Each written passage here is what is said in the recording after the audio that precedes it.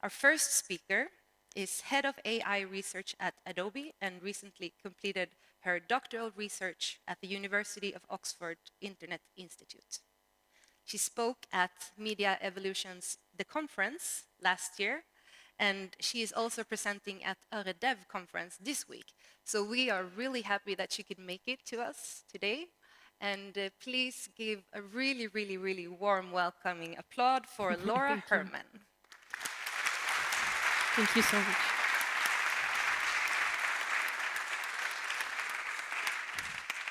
All right. Hello, everyone. Thank you for joining us in such a gorgeous space. It's such an honor to be here. So I'm going to be giving you a little bit of a flyby tour about how AI has been affecting and will continue to affect creative practices. I want to take a few steps back because most of us are talking about generative AI these days, right? That's the thing that's consuming a lot of our attention and mind space. But I want to think about how AI has been affecting creative processes for quite a while now. And so in order to do that, I want to start with some familiar places like Instagram, TikTok, and Pinterest. Now, these platforms have really become our primary sites of engagement with creative content, for better or for worse. They're where we see creative trends proliferate, where people learn how to use new artistic tools, where new creators are often discovered, and ultimately where many creatives are making a living today. Now, these platforms, as many of you may know, use AI systems to determine who sees what when. This is very evident when you think about the good old days when Instagram would actually show you images from the people that you followed in the order that those people posted those images, which now seems a very distant past. Because first, they kind of rejiggered the feed, putting certain images and videos at the top that they thought you would like. And then they started just throwing at you random, not random, but images and videos from people that they thought you might find interesting. And these AI systems are determining who is seeing what when. As they do that, these platforms, driven by AI systems, are becoming cultural gatekeepers and becoming the curators of our visual culture, ultimately shaping our visual ecology. So to me, this prompts the question of, well, if that's the case, what is the algorithm's taste, right? What criteria does it use to choose which images to display to us or videos? Now, of course, the algorithms don't have a nice, neat answer for us when we ask them that question. Their underpinning platforms are shrouded in this sort of mysterious cloud. And researchers call those black boxes that render these algorithmic processes invisible. So only people really on the inside of these companies know what's driving these decisions. And even then, the very engineers who built these systems often aren't sure why the system is choosing a certain piece of content to display over another one. So I'm really interested in this question of what is influencing machines' ways of seeing, right? They are going to be, for better or for worse, the primary viewers of visual content going forward, and they're also going to shape what and how we humans see. So to examine some of the ways that humans and algorithms see, I hosted an exhibit last year in London. It was called the Algorithmic Pedestal. And for you all who are art history buffs, the reason we called it the Algorithmic Pedestal was to evoke Duchamp putting a urinal on display and saying that therefore it is art because it was put on this pedestal, right? So he's making a comment on how what humans put on display shapes what people see, which therefore shapes our cultural tastes. And I wanted to posit that what machines are putting on display is doing the same thing. It's shaping what we're seeing and it's shaping our culture. So to formulate this exhibit, I worked with the Metropolitan Museum of Art in New York's open access collection. They have over 490,000 images of artwork online, which is wonderful for a researcher like myself. And we took a random sampling of their images from their collection and uploaded them to a Instagram profile that was called the Algorithmic Pedestal. Now, this profile was being followed by several other Instagram accounts. And when we went to the home feed of those other accounts, we could see which images Instagram had chose to display in what order. And we basically took that as, hey, this is Instagram's curation of what it wants to show to the public out of the whole breadth of images in the Met's collection.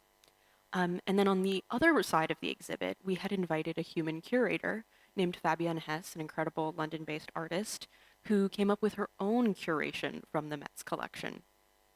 Now, when we showed these two curations side by side in the exhibit, this was sort of recast by the press as a competition between human and machine, which definitely wasn't our intention. It was much more of a focus to highlight the unique affordances of each entity's curatorial approach, right? And call attention to how algorithmic curation may be impacting our visual ecology. So it's just really a great opportunity to bring the public into contact with these research questions and ask them to consider and reflect on the differences between Instagram's algorithmic curation and Fabien's human curation. And there was a couple of things that they noticed. So this side of the curtain is the algorithmic curation. You can see the images are laid out in a very grid-like fashion, as is Instagram's style. And the audience noticed some interesting things about the images that Instagram chose to display. One of the things that they noticed is that the images were usually of objects that were very easily recognizable. So it seems that Instagram's computer vision system was saying, I can very confidently and clearly deduce what this is, so I'm going to put that on display. We also saw a prevalence of faces, which for those of you who are Instagram users might not be too surprising. It tends to seem that images with people's faces in them rise to the top of people's feeds. So there's a lot of faces in here. And then the last thing that several members of the public pointed out was this prevalence of product shots or sort of commercial looking images. You can see this sofa right here that almost looks like it's on display for sale. Now, of course, it's in the Met's collection, very much not for sale, but this was the time when Instagram was really pushing Instagram shops.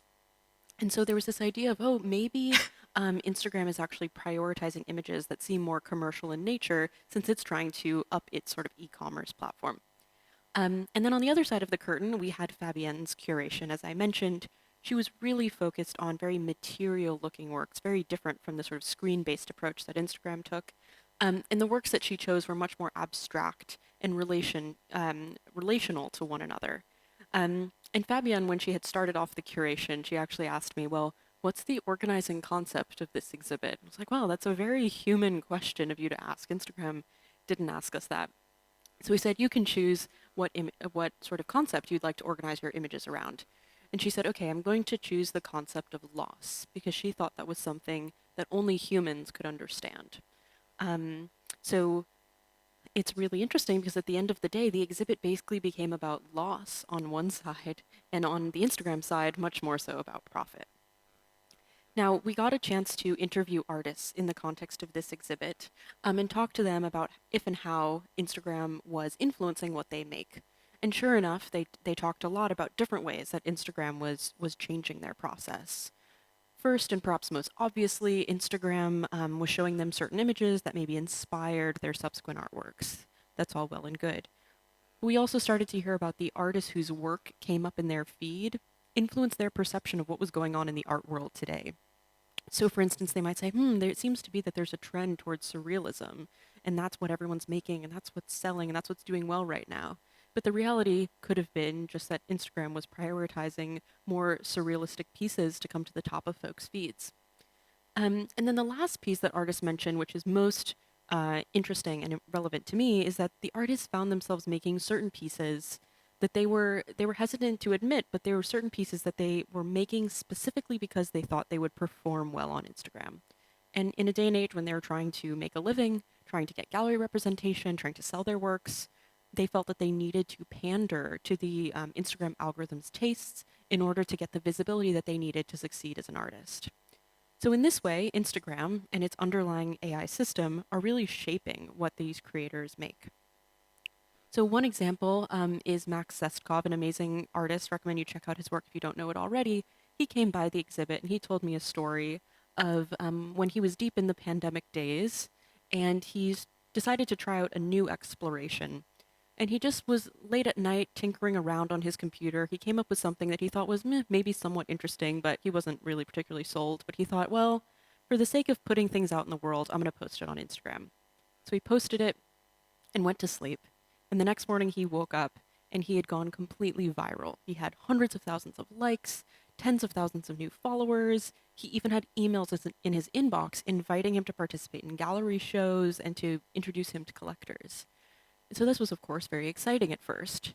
But he started to realize that as Instagram got him more and more followers and more visibility, it was constraining the type of work that he was making.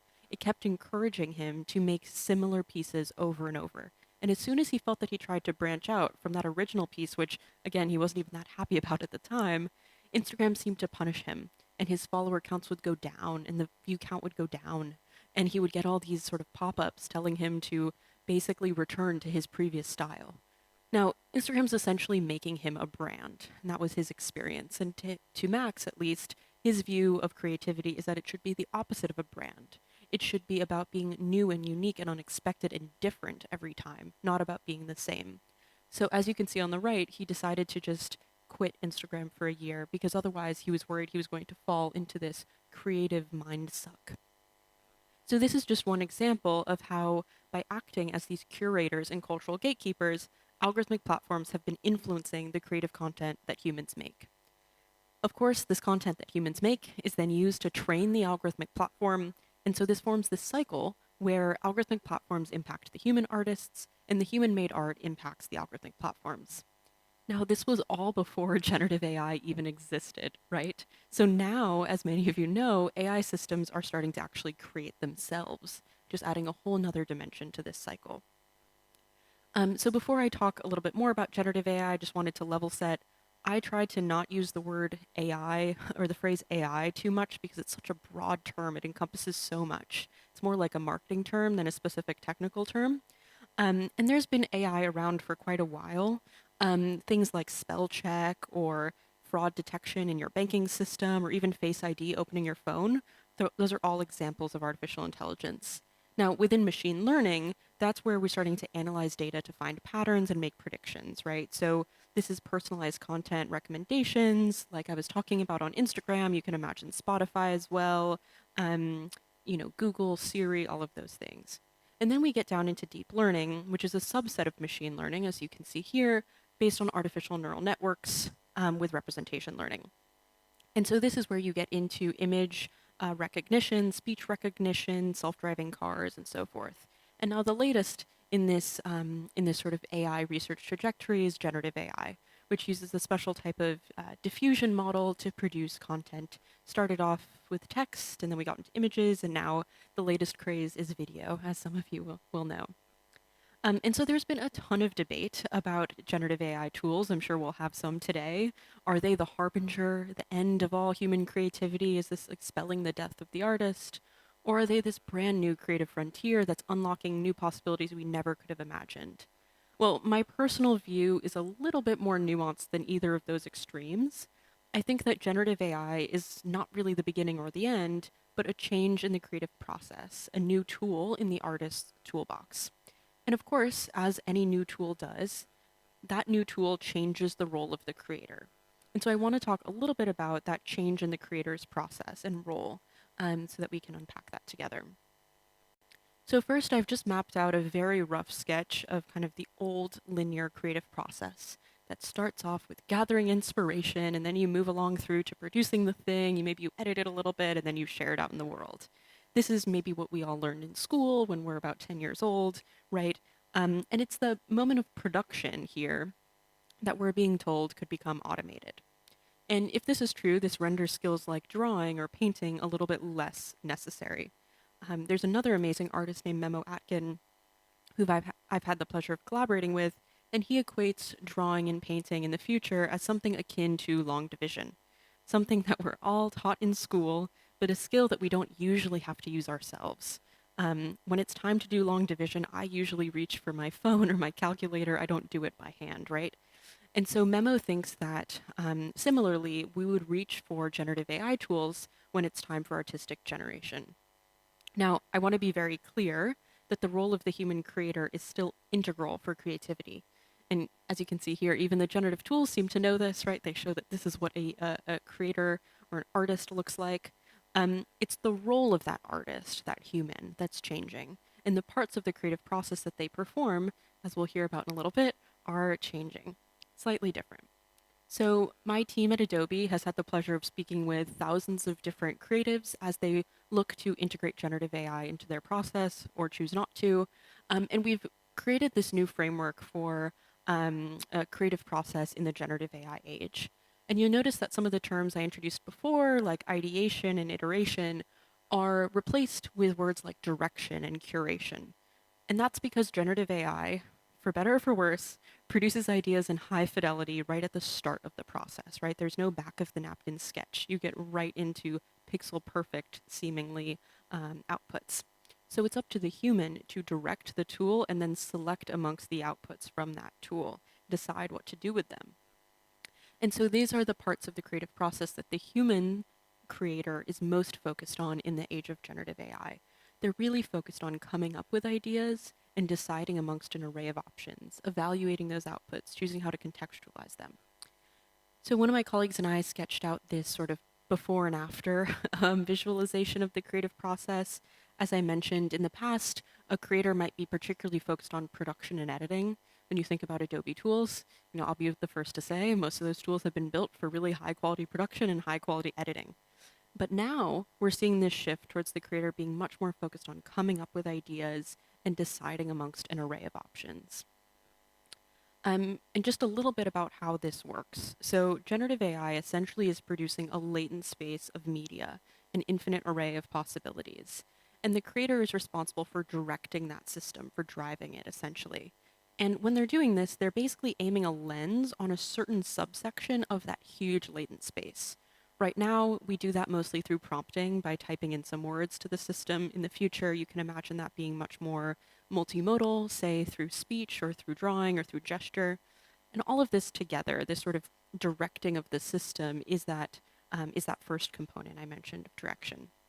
Now, once you've directed the system and it starts to churn out these different outputs, this subset of images or media types that correspond to the prompt you gave it, the human then has to choose amongst the options, right? And right now, a lot of systems usually give you a 2x2 matrix of 4 options, but there's many more options under the hood, right? There's really a huge array of options.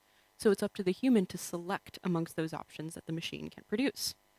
And then ultimately, it is again the human that directs how, when, and where the selected image will ultimately be displayed. So all of this together is very akin to the process of curation, right? That direction, that selection, that contextualization, that display. And so that's a nice way to think about the artistic role.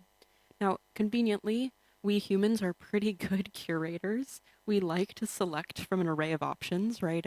I always say that like I couldn't spontaneously break out into song, but I can very easily tell the difference between a good song and like a random array of notes. Right, and that's because we have taste, we have discernment, we have the ability to select. And taste is something that is far too subjective for a variable-based mathematical system like a generative AI tool to have. So I love this quote from Iveta Sampson, who actually was at the conference with me last year. She says, "Data is the love language of machine learning, but we must remember that it is not true." And this is true in the sense of humanity and creativity.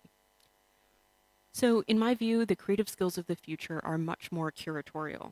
And curation is moving to going from being something that is happening after the artistic process to being a key part of the artistic process itself. And that human discernment becomes the most sought after creative skill of all. So at Adobe, my team is responsible for making sure that we support and uplift human creativity at all stages of the product development process, bringing engineers and product managers and designers on this journey with us.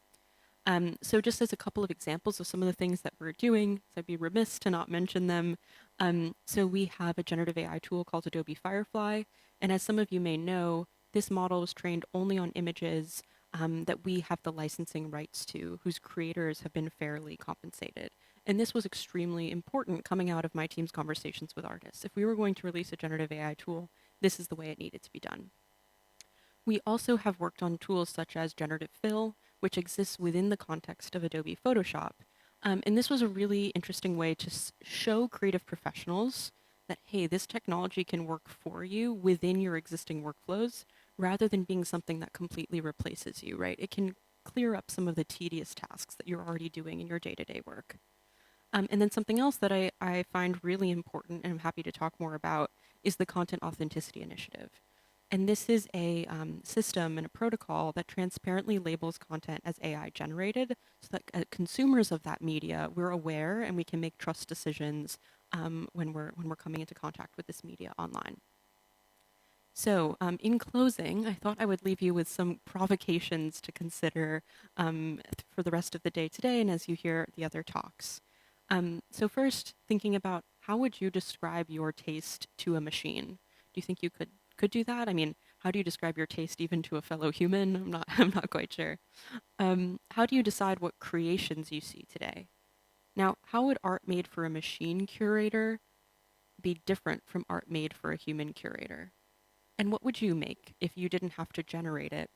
And lastly, and perhaps most importantly, who is empowered by these new forms of creativity and who needs to be protected? If you have answers to any of these questions, I'd love to hear them, but also if you have questions yourself, please feel free to reach out directly. Thank you so much. Thank you. Thank you so much, Laura.